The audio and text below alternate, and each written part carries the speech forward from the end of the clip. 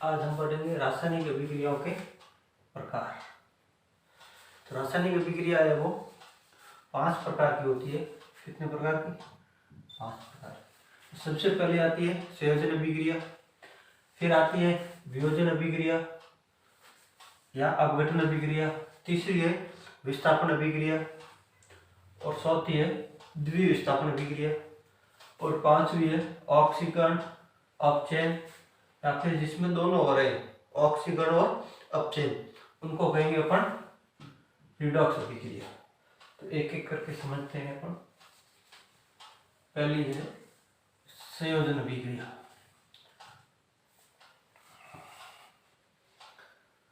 तो संयोजन इस शब्द का मतलब होता है जुड़ना। क्या होता है? जुड़ना। यानी जैसे कोई पदार्थ है A प्लस B, नया पदार्थ क्या बना रहे? C, तो इसको अपन कहेंगे संयोजन अभिक्रिया। क्या कहेंगे? संयोजन अभिक्रिया। यानी दो पदार्थ आपस में मिलकर एक नया पदार्थ बनाते हैं, इसको अपन कहेंगे संयोजन अभिक्रिया। तो इसकी परिभाषा होगी दो या दो से अधिक पदार्थ आपस में मिलकर नया एकल पदार्थ बनाते हैं, ऐसे अभिक्रिया को संयोजन अभिक्रिया कहते हैं। तो इसके उदाहरण है काफी। सबसे पहले अपन उदाहरण पढ़ते हैं, बुझे हुए चूने का निर्माण। बुझे चूना का निर्माण, ये एग्जाम में आ जाता है। बुझे हुए चूने या फिर बुझे हुए चूने। बुझे हुए चूने का निर्माण कैसे होता है? तो सबसे पहले आपको इसका सूत्र याद रखना है। बुझा हुआ चूना क्या होता है? बुझा हुआ चूने का सूत्र होता है कैल्शियम हाइड्रोक्साइड। कैल्शियम हाइड्रोक्साइड बुझा हुआ चूना होता है कैल्शियम हाइड्रोक्साइड। अब किससे होता है बुझे हुए चूने का निर्माण? बिना बुझा हुआ चूना, बिना बुझा हुआ चूना, इसका सूत्र होता है CaO, कैल्शियम ऑक्साइड। जो कैल्शियम ऑक्साइड होता है इसका नाम है कैल्शियम ऑक्साइड।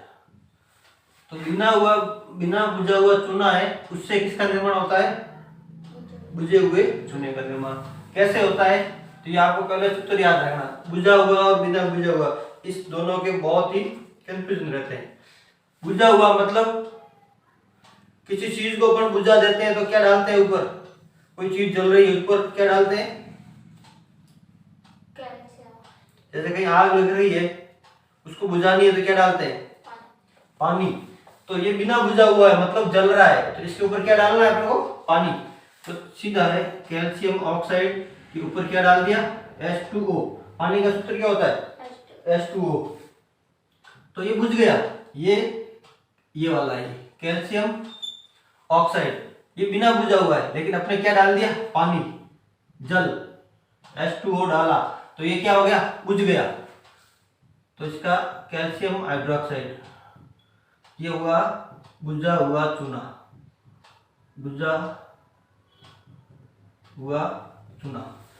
तो बुझा हुआ मतलब इसके अंदर क्या आ जाएगा? हाइड्रोक्साइड आ जाएगा, जल का कंटेंट साथ में आएगा।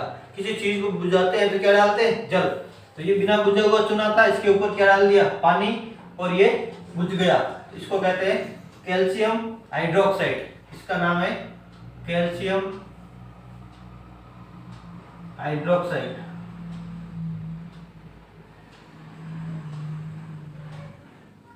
तो ध्यान रखना, सूत्र पूछते हैं बिना बुझा हुआ का चूना का सूत्र क्या है? कैल्शियम ऑक्साइड, और बुझा हुआ है उसका कैल्शियम हाइड्रोक्साइड। तो हाइड्रोक्साइड कहां से आया? ये H2O से, तो जल डाला तभी ये बुझ गया। तो ये ध्यान रखना है। तो ये बुझा हुआ चूना है।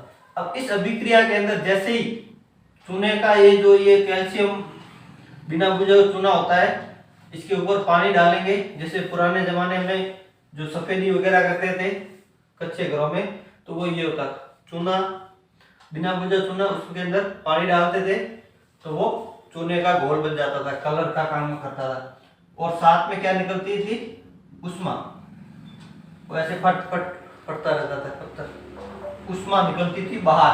तो किसी अभिक्रिया के दौरान यदि उष्मा बाहर आती है तो उसको अपन कहते हैं उष्माक्षेपी अभिक्रिया। क्या कहते हैं? उष्माक्षेपी। ये अपन बाद में अलग से भी पढ़ेंगे।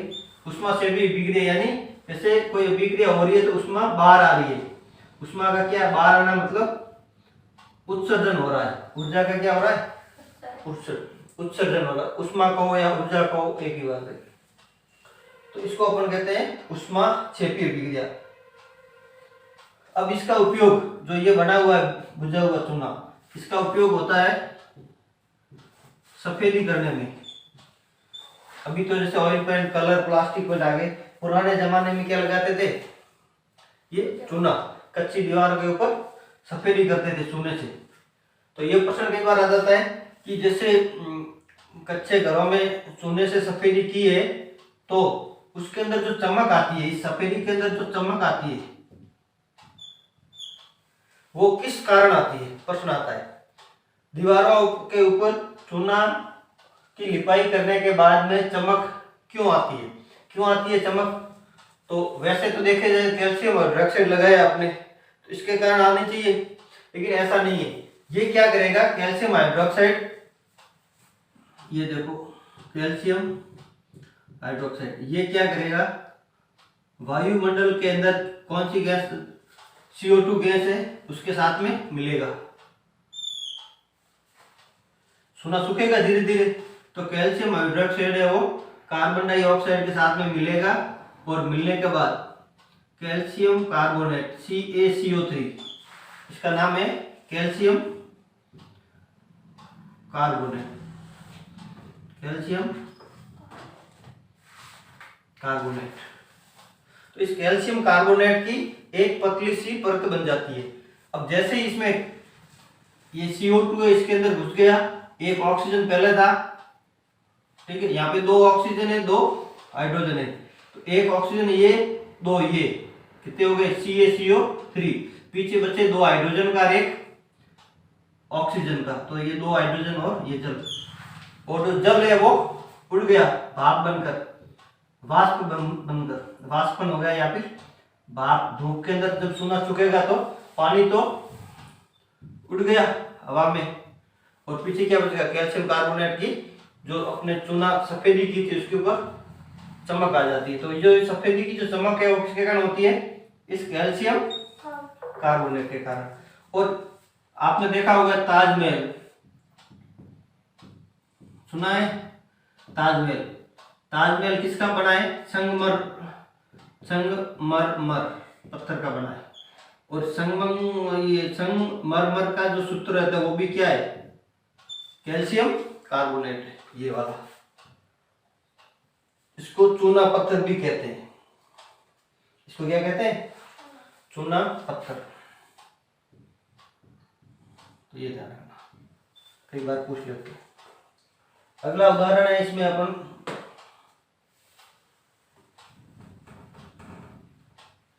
पहला उदाहरण हो गया बुझे हुए चूने का।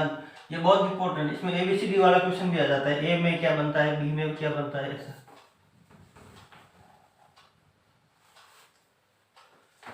दूसरा है, इसमें अपन देख लेते हैं कोयले का जलना, किसी भी चीज का जलना या दहन या जलना।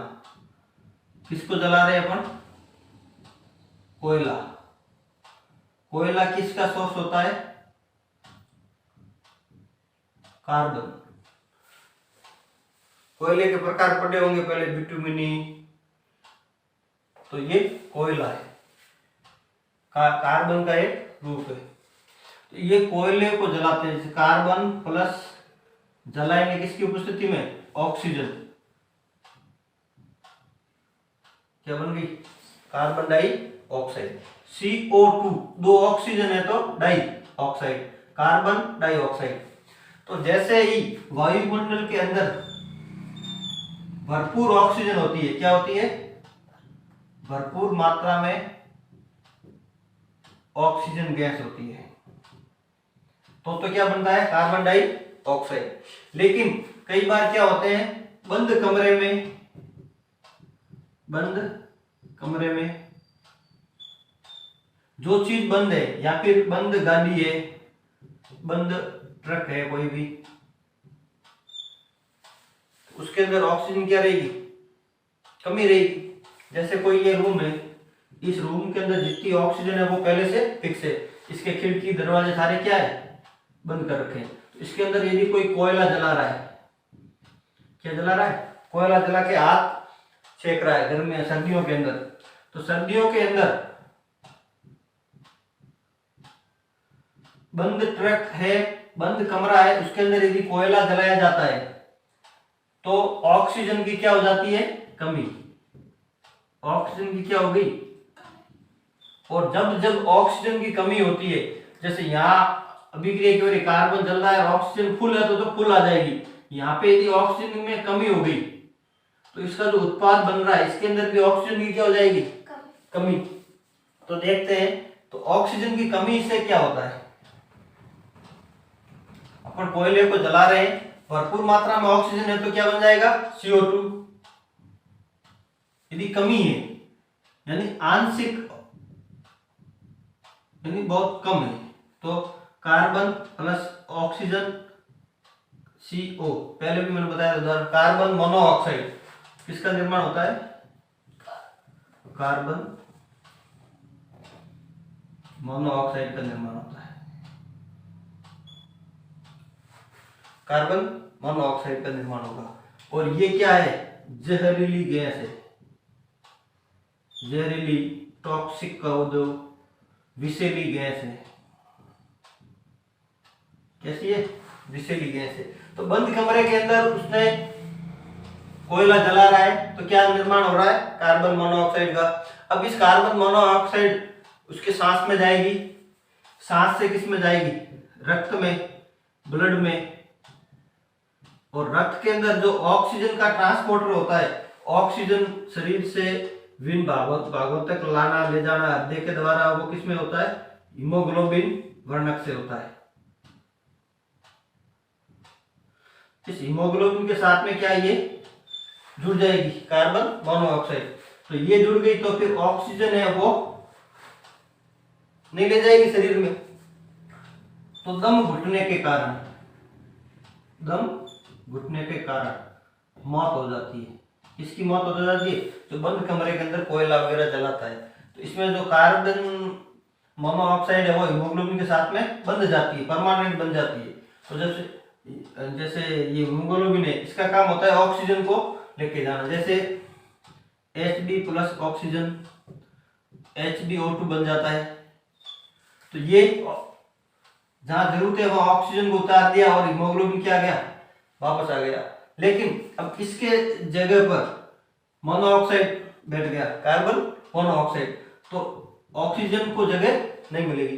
जैसे दो जने जा रहे हैं, कोई जैसे ट्रॉली है, तो कोई जैसे एक ही सीट है, इसमें ये घुमा के ये आता है जाता है, सवारी उतरती रहती है, लेकिन इसमें एक ऐसा बंदा बैठ जाता है जो उतरता ही नहीं है वापस, तो दूसरी सवारी नहीं बैठ सकती। तो ऐसे ये कार्बन मोनोऑक्साइड है, ये भी परमानेंट हीमोग्लोबिन के साथ में जुड़ जाता है। तो इससे जुड़ने के कारण क्या होता है, शरीर के अंदर ऑक्सीजन की कमी हो जाती है और आदमी की मौत हो जाती है। तो ध्यान रखना, बंद कमरे के अंदर कभी भी कोयला या आग नहीं जलाना चाहिए। तीसरा है जल का निर्माण।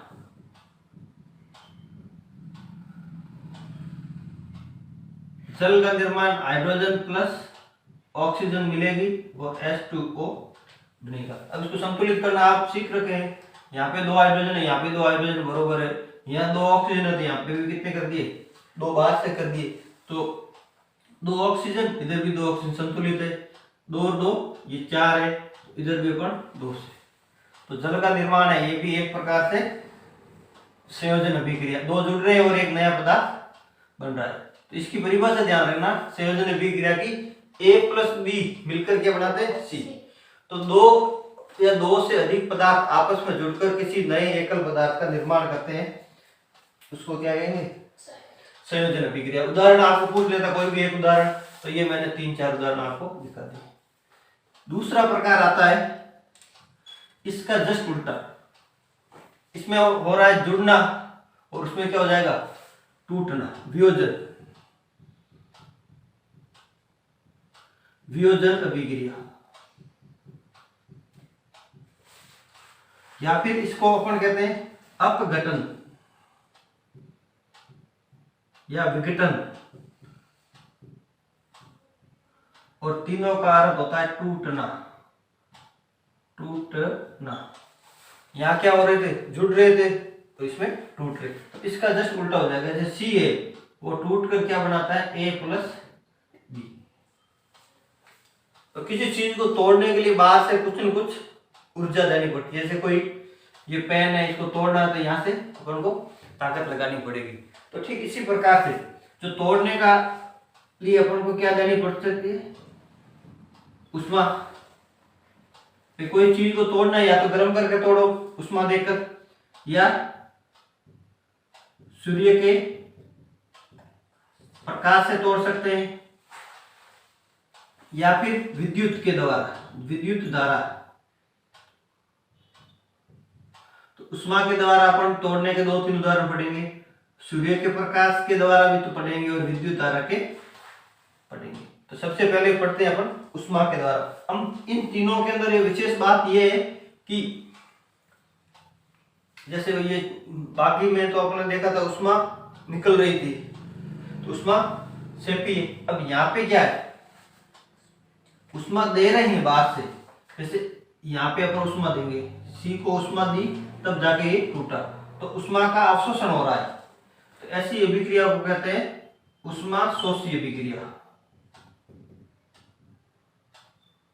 उष्मा शोषी अभिक्रिया। तो ऐसी अभिक्रिया जिसके अंदर बाहर से ऊर्जा देनी पड़ती है या गर्म करनी पड़ता है। तो इन सभी को देखेंगे, जैसे सूर्य का प्रकाश है तो इसमें सूर्य की ऊर्जा आ रही है, विद्युत धारा के तो इसमें जल का विद्युत अपघटन करेंगे, तो इसमें भी अपन बाहर से विद्युत धारा दे रहे हैं।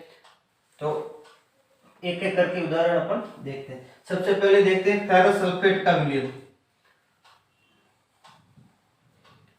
इसका पहला एग्जांपल है, इसकी परिभाषा तो क्या हुई, जब किसी एक पदार्थ टूटकर 2 या 2 से अधिक नए पदार्थ का निर्माण करता है तो उसे क्या कहेंगे, वियोजन अभिक्रिया। पहला उदाहरण है फेरस सल्फेट FeSO4 का टूटना। तो FeSO4 सामने तो क्या रहता है, जल के साथ में अणु बनाता है, क्रिस्टल का जल। तो इसको अपन गर्म करेंगे, क्या करेंगे, गर्म करेंगे। तो गर्म करेंगे तो सबसे पहले जो इसके जो ये क्रिस्टलीय वाटर है, जल के अणु है, कितने हैं, 7। इसका नाम है फेरस सल्फेट।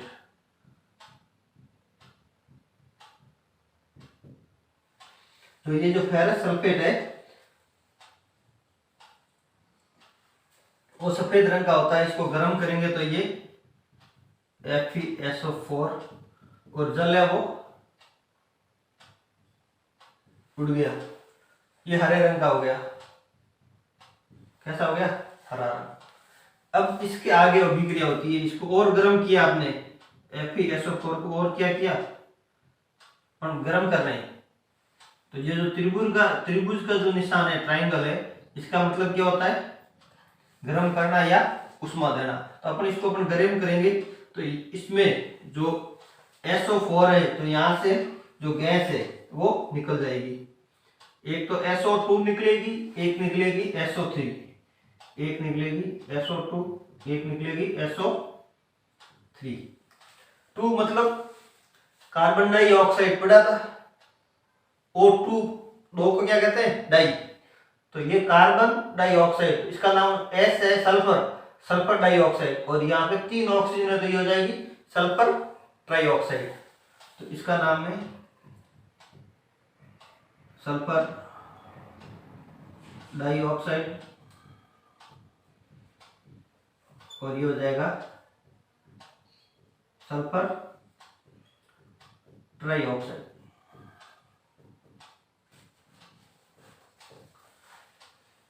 तो कोई भी समीकरण को याद रखने का आपको दिमाग में इतना रखना पड़ेगा कि FeSO को गर्म करेंगे तो क्या बनेगा, SO3 और SO2। पीछे ये तो चले गई, यहां पे बनेगा Fe3 Fe2O3।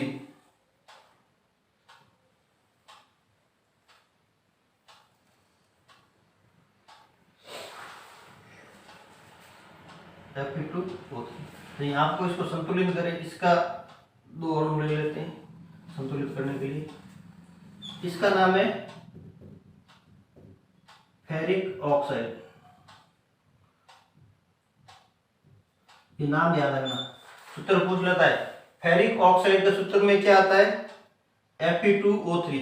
एक था आपने कल पढ़ा था, जंग लगने वाले में था, किसमें था, कहाँ पढ़ा था, संतुलित अभिक्रिया की थी अपने, Fe3O4 संतुलित अभिक्रिया में ये देखा था। तो इसका नाम है फेरस ऑक्साइड। ये फेरस क्यों है, ये फेरिक क्यों है, या बार में पढ़ेंगे, इसकी संयोजकता के आधार पर होता है। फेरिक इसके अंदर Fe+3 में होता है, Fe के ऊपर 3 संयोजकता होती है, इसके अंदर होता है Fe की 2 संयोजकता। जहां 2 है वहां पे ये फेरस लगता है, जहां 3 संयोजकता है वहां फेरिक लगता है। तो ये आपको ध्यान रखना है, इसको डिटेल में पढ़ेंगे तो काफी लंबा टॉपिक है। इसकी संयोजकता निकाल सकता है, जैसे ऑक्सीजन की -2 है, पूरे सूत्र की 0 होती है, ऐसे अपन निकालते हैं।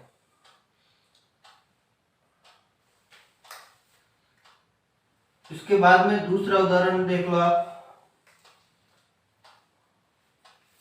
चूना पत्थर का टूटना। कैल्शियम कार्बोनेट को अपन गर्म करेंगे, वही गर्म का मतलब त्रिभुज का चिन्ह। तो इसमें अब इसमें SO4 थी तो ये गैसें बन गई दोनों, ये भी गैस है, ये भी गैस बन के उड़ गई। तो यहाँ पे भी क्या निकल रहा है, CO जैसी कौन सी गैस है, कार्बन डाइऑक्साइड। तो इसमें से कौन सी गैस आ जाएगी, CO2 गैस बाहर आ गई। तो पीछे क्या बचा, CO3 था, तो 2 ऑक्सीजन इधर रह गए, पीछे रहा CaO। तो एक जो कैल्शियम कार्बोनेट है अपने जो पढ़ा था संगमरमर वाला, वही चूना पत्थर है, वो किसमें बन जाएगा, बिना बुझा हुआ चूना, बिना बुझा हुआ चूना। ये इंपॉर्टेंट है, ये ध्यान रखना, 1% जरूर आएगा। बुझा हुआ चूना या बिना बुझा हुआ चूना का निर्माण हो जाता है। अब इसी को वापस अपन क्या डालते हैं, जल डालेंगे तो क्या बन जाएगा, कैल्शियम हाइड्रोक्साइड, बुझा हुआ चूना। और ये वापस धूप में सूखेगा तो वापस क्या बन जाता है, कैल्शियम कार्बोनेट की चमक आ रही थी, पढ़ा था। तो ये पूरी ऐसे अभिक्रिया और लिख सकते हैं। जैसे परीक्षा में आ जाता है, ये A है, ये B बन गया और C बन गया। तो ऐसे प्रश्न आ जाता है कि एक A पदार्थ है जिसको गर्म करने पर वो B में बन जाता है, B के ऊपर वापस जल की अभिक्रिया कराने पर C बन जाता है, और C को वापस धूप में सुखाने पर वापस A बन जाता है। तो अभिक्रिया लिखो, ऐसे आते नहीं है, लेकिन ऐसे आपके आगे बाहर में आएंगे। तो ये थे 2 उदाहरण वियोजन अभिक्रिया के। तीसरा है लेड नाइट्रेट का विघटन। लेड नाइट्रेट, लेड मतलब शीशा, उसका सूत्र होता है Pb, और नाइट्रेट का क्या होता है NO3। Pb की संयोजकता 2 होती है, तो बाहर आ गया 2। इसको भी अपन क्या करेंगे, कोई गर्म। तो इसके ये ध्यान रखना कितने अणु है, 2।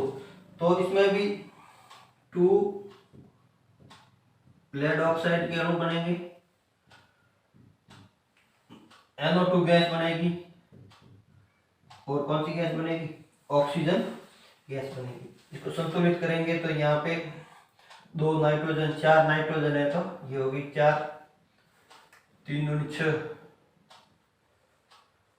छः दूनी 12, 12 ऑक्सीजन, यहाँ पे 4 दूनी 8, 9, 10, 11 और 12, तो ये संतुलित अभिक्रिया होगी। तो इसका नाम है, ये तो था लेड नाइट्रेट और ये ऑक्सीजन जुड़ी है लेड के साथ में, तो लेड ऑक्साइड, क्या नाम हो जाएगा इसका, लेड ऑक्साइड। तो ये जितनी भी जो वियोजन अभिक्रिया है इसको अपन उष्मा दे रहे हैं, जैसे ये त्रिभुज का मतलब क्या है, गर्म कर रहे हैं या उष्मा दे रहे हैं, तो इसको अपन कहते हैं उष्मीय अपघटन। क्या कहते हैं, जो उष्मा से किए है वो उष्मीय अपघटन। तो ये तो थे उष्मीय अपघटन के। मैंने एक और बताया था, सूर्य के प्रकाश से अपघटन करते हैं।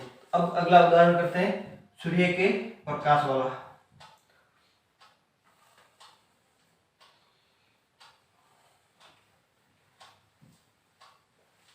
तो सूर्य के प्रकाश में, सूर्य का प्रकाश किसी वस्तु पर डालेंगे तो उसका क्या हो जाएगा, अपघटन। इसका दो ही उदाहरण है, एक है AgCl, एक है AgBr। Ag मतलब सिल्वर, इसका नाम है सिल्वर क्लोराइड, सिल्वर क्लोराइड। तो सिल्वर क्लोराइड को अपन गर्म करेंगे, इसके दो अणु लेंगे,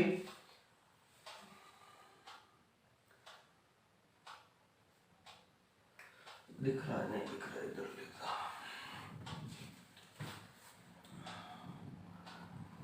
सूर्य के प्रकाश से AgCl को अपन सूर्य के प्रकाश में रखेंगे तो रजत दर्पण बनता है, यानी चांदी का दर्पण, 2Ag प्लस क्लोरीन गैस निकल जाती है। इसी प्रकार से